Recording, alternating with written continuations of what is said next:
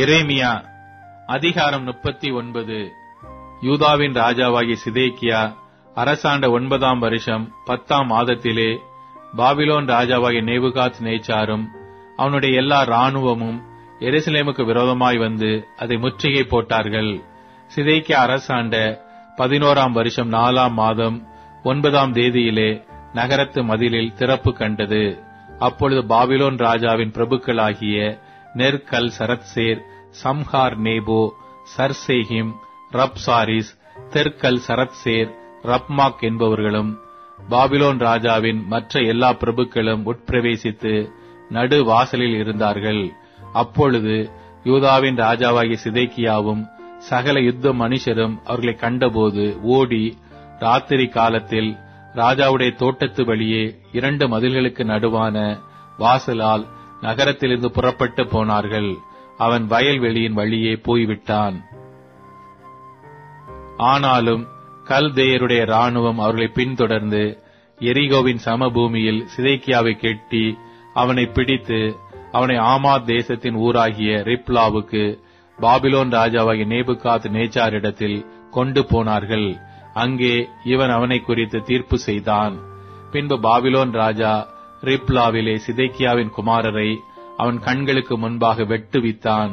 யூதா பிரபுக்கள் அனைவரையும் பாபிலோன் ராஜா வெட்டி சிதேக்கியாவின் கண்களை கெடுத்து அவனை பாபிலோனுக்கு கொண்டு போக அவனுக்கு 2 வெண்கல விலங்குகளை போட்டான். கல்தேயர் ராஜாவின் அரமனையையும் ஜனத்தின் வீடுகளையும் அக்கினியால் சுட்டெரித்து எருசலேமின் மதில்களை இடித்து போட்டார்கள்.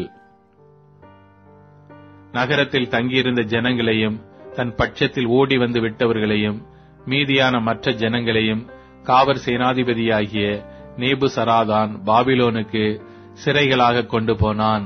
காவற் சேனாதிபதியாகிய நேபுசராதான் ஒன்றுமில்லாத ஏழைகளில் சிலரை யூதா தேசத்திலே வைத்து அவர்களுக்கு அந்நாளிலே திராட்சத் தோட்டங்களையும் வயல் நிலங்களையும் கொடுத்தான். ஆனாலும் எரேமியாவை குறித்து பாபிலோன் ராஜாவாகிய நேபுகாத் நேச்சார் காவற் சேனாதிபதியாகிய நேபுசராதானை நோக்கி, நீ அவனை அழைப்பித்து அவனுக்கு ஒரு பொல்லாப்பும் செய்யாமல் அவனை பத்திரமாய் பார்த்து அவன் உன்னோடே சொல்லுகிறபடியெல்லாம் அவனை நடத்தென்று கட்டளை கொடுத்தான்.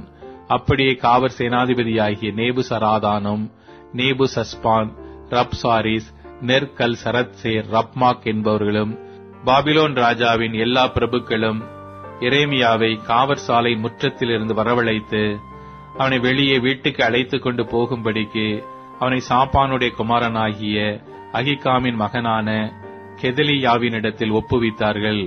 அப்படியே அவன் ஜனத்துக்குள்ளே தங்கியிருந்தான். இதுவும் அல்லாமல் எரேமியா இன்னும் காவற் சாலை முற்றத்திலே அடைக்கப்பட்டிருக்கையில் அவனுக்கு கர்த்தரால் உண்டான வசனம், நீ போய் எத்தியோப்பியனாகிய எபத்மெலேக்குக்கு சொல்ல வேண்டியது என்னவென்றால், இதோ என்னுடைய வார்த்தைகளை இந்த நகரத்தின் மேல் நன்மையாக அல்ல தீமையாகவே வரப்பண்ணுவேன்.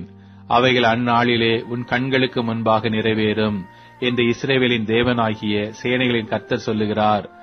ஆனால் அந்நாளிலே உன்னை தப்புவிப்பேன் என்று கர்த்தர் சொல்லுகிறார். நீ பயப்படுகிற மனுஷரின் கையிலே ஒப்புக் கொடுக்கப்படுவதில்லை.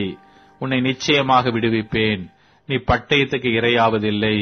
நீ என்னை நம்பினபடியினால் உன் பிராணன் உனக்கு கிடைத்த கொள்ளை பொருளைப் போல இருக்கும் என்று கர்த்தர் சொல்லுகிறார் என்றார்.